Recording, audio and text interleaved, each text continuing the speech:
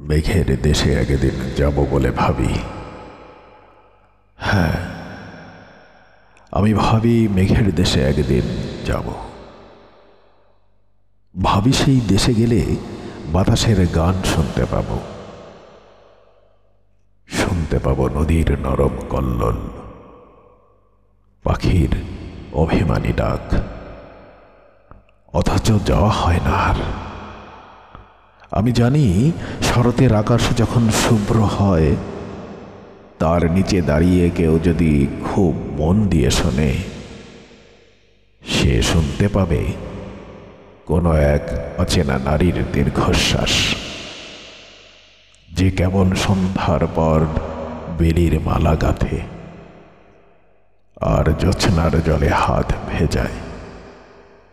আমি মেঘের দেশে যাব, আমি মেঘের দেশে যাবার স্বপ্ন দেখি। আর দেখি সে দেশ অরণ্যের সবুজ রঙে আঁকা, নদীর কলসুরে লেখা, বাতাসের লুকোনো ছন্দে বাঁধা। সেখানে গেলে আমি নদীর কাছে বসে থাকব, তাকে বলবো আমার মনের কথা। বলবো, ওগো নদী, তুমি কি জানো মানুষের মনের ভেতরেও এক একটা নদী থাকে?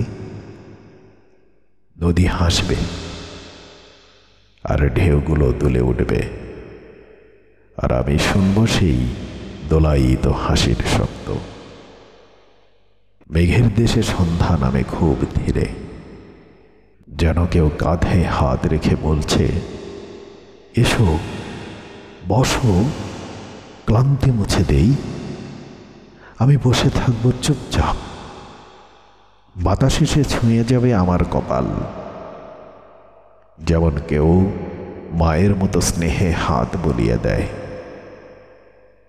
তারপর একদিন হয়তোবা কোনো এক ভোরে আমি হারিয়ে যাব মেঘের দেশে।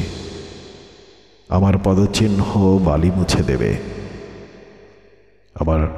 আমার কণ্ঠস্বর বাতাস গিলে ফেলবে, আমার স্মৃতি রোদ মেঘে রূপালী হয়ে উঠবে। কিন্তু আমি থাকব নদীর স্রোতে, বাতাসের গানে, মেঘের শুভ্রতার মাঝে। কারণ আমি মেঘের মানুষ, আমি বৃষ্টির শব্দ, আমি শরতের আকাশের মায়া।